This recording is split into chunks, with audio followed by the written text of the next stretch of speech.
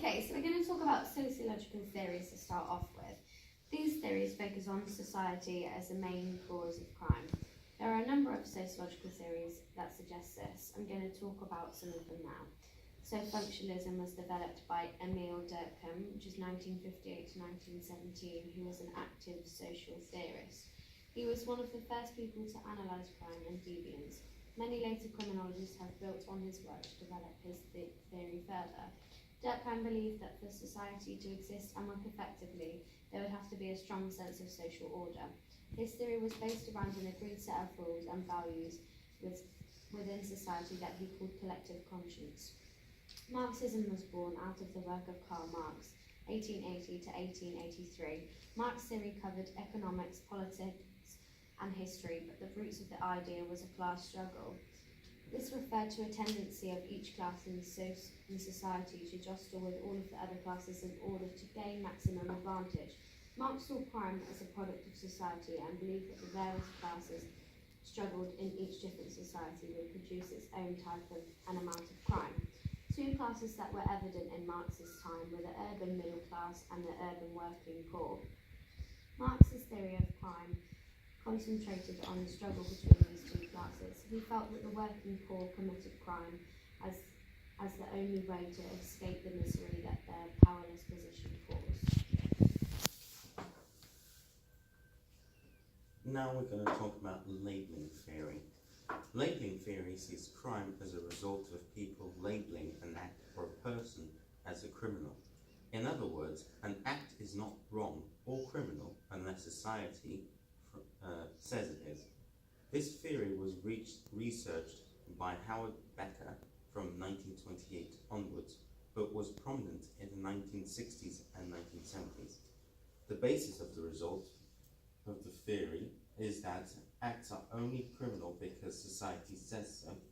Society's reaction to the crime is more important than the crime itself. Criminals are ordinary people who have simply received a label.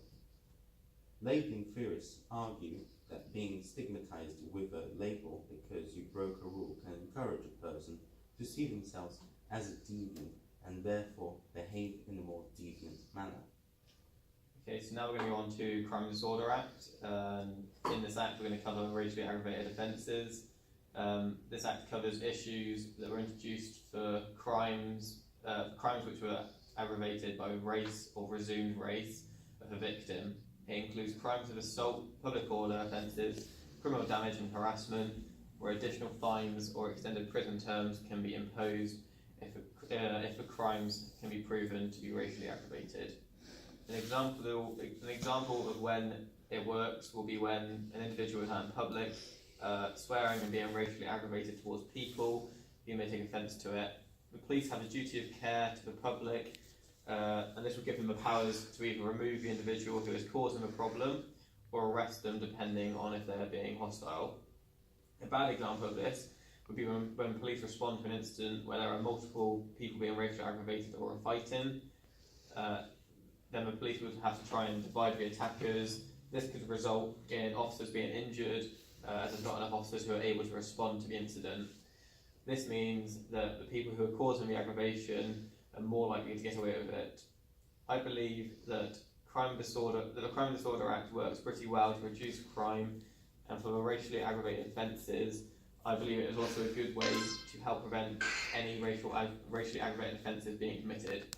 This means that the crime on a racially aggravated scale has been drastically decreased.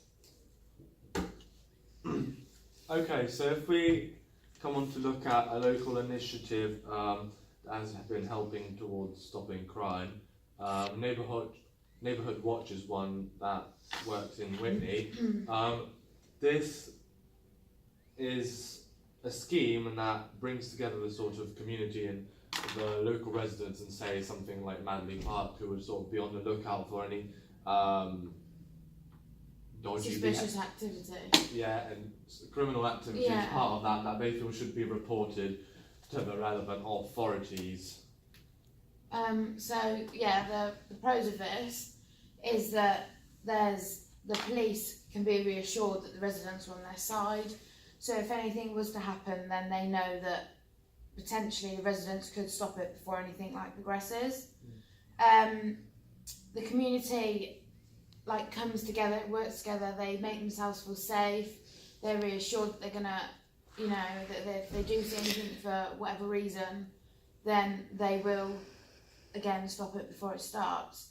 And it's a sense of like they care about, like the neighbours care about each other. So yeah, do you wanna? Yeah, if we move on to the cons or the negatives, if you were to sort of live in an area like that, you might feel a sense of being watched or judged sometimes. Especially the younger generation. Definitely, the younger generation could feel quite a bit of stereotyping happening towards them if they're wearing something in particular that, you know, the residents there, if they're old people, they might not like what they're wearing, and so they could feel that, you know, this is wrong or something, could come of it. or if there's some kids smoking in the park, they'll feel that's antisocial behaviour and they'll report it on something. So that could be seen as sort of a big negative, because then if we're talking about, you know, the whole community is coming together and feeling safe together, then obviously the younger people will not feel safer in that respect, and they'll feel if they, you know, go to play footy at the park, they'll be being watched by all these people and judged that they can't suddenly go and do what they want. But obviously on the other hand, on the other hand, you've got to look at it that it does work, and that, do you feel it would work? I personally think that it's so important that they do have this, just so the residents feel secure and that they, do you know what I mean? Like, it's less pressure on the services at the end of the day. They haven't got the time to be going around each neighbourhood making sure everyone's alright, whereas if you've got people like residents that live in the village or the housing estate or whatever, they feel it's safe. So I feel it works 100%. You could bring this back to PCSOs, how they're also another set of eyes for the actual police, another sort of barricade from criminal behaviour and the police wasting their time with that. Yeah, so to conclude, we would say it's an effective strategy, and one that's definitely working. Continued. Should be continued. Definitely. Right, I'll give a back.